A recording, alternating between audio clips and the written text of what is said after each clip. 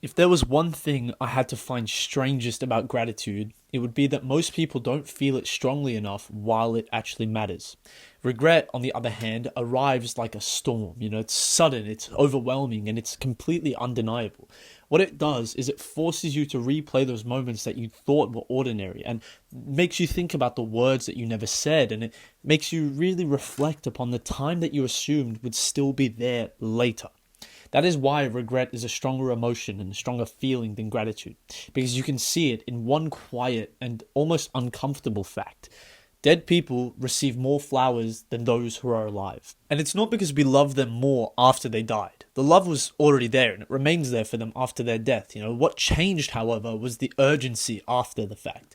Death removes the illusion of later.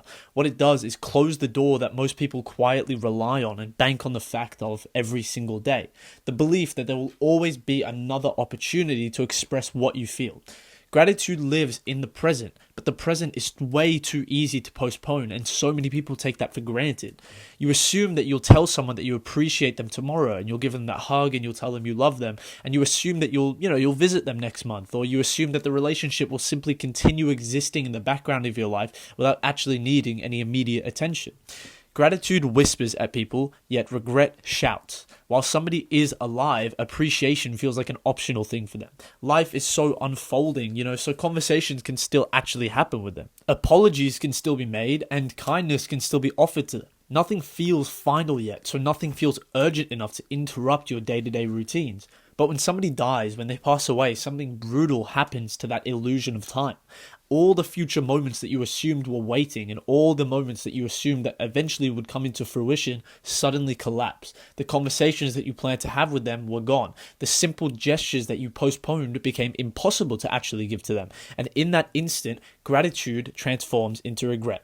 Regret does not ask politely for your attention. What it does is demand it. It shows you every single missed opportunity with some painful clarity to it. The times that you were distracted when somebody needed your presence there. The moments that you chose your pride over the actual honesty. The small acts of kindness that would have taken seconds, literally mere seconds, but never happened because you believed there would always be another chance to show that to them.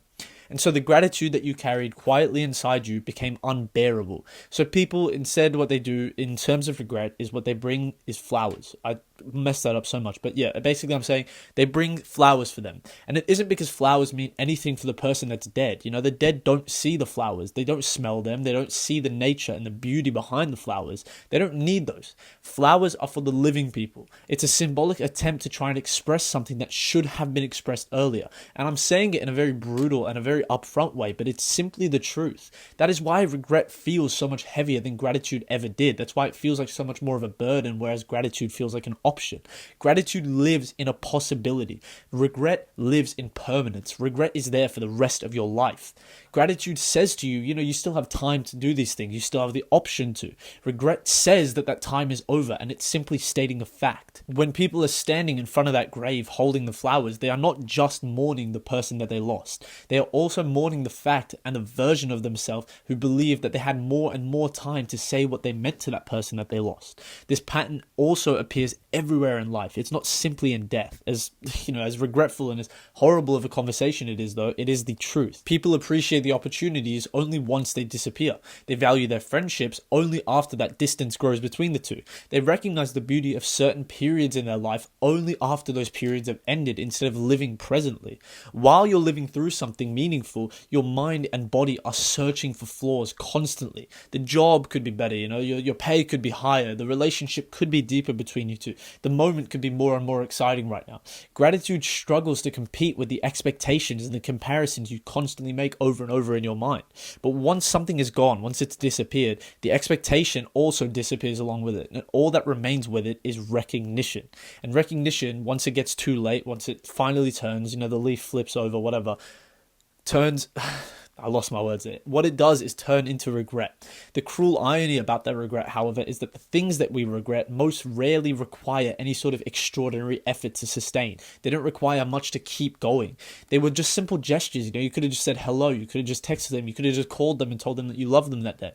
All it had to be was one of those things. It just had to be a conversation between you two. Gratitude doesn't usually demand any sort of heroism between you two. All it asks for is your attention. But attention is so scarce when all you believe in is that time is an abundant resource. The truth is that gratitude is fragile. What gratitude only exists in is moments where the present is acknowledged before it becomes the past. Once the present slips away, and once you don't acknowledge the fact that the present has gone from this current moment, gratitude does not survive intact. It mutates, and it mutates into longing. It mutates into nostalgia. It mutates into regret, as I've been saying this whole time. It turns into those flowers. It turns into the apologies. It turns into the crying at nighttime. And regret is stronger. All these emotions are stronger than that gratitude because it carries the weight of something completely irreversible, and you have to live with that fact every single day. That is why the living receive so little of what the dead receive so easily. They receive every single day. Flowers are such simple things, and anybody can go buy them, and anybody can place them gently somewhere and just step back and leave them there.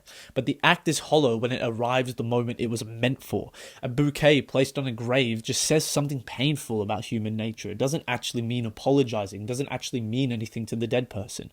We wait until somebody has completely disappeared before we recognize how much they mattered in our life. And by then, the person who deserved those flowers, the person who you gave those flowers to, cannot actually receive them anymore. So the question hidden inside this entire idea, this title, if it's that, the entire video itself, isn't actually about the death. Instead, what it is about time. It's about how easily gratitude gets delayed while life is still constantly unfolding. About how comfortable people get with the idea that appreciation can always wait until later. That tomorrow you can text them and tomorrow you can call them. Because later, that idea of later is the most dangerous thing that we all use on a day-to-day basis. And nobody can insinuate the fact that they don't use the word later. But later is where gratitude goes to die. I'm just telling that now to you as a truth. It's not something you can debate with. I'll say it for you one more time. Later is where gratitude goes to die. And due to this entire statement, that what I just said, just realize the fact that when gratitude dies, regret is the thing that takes its place. So, you should go buy them those flowers.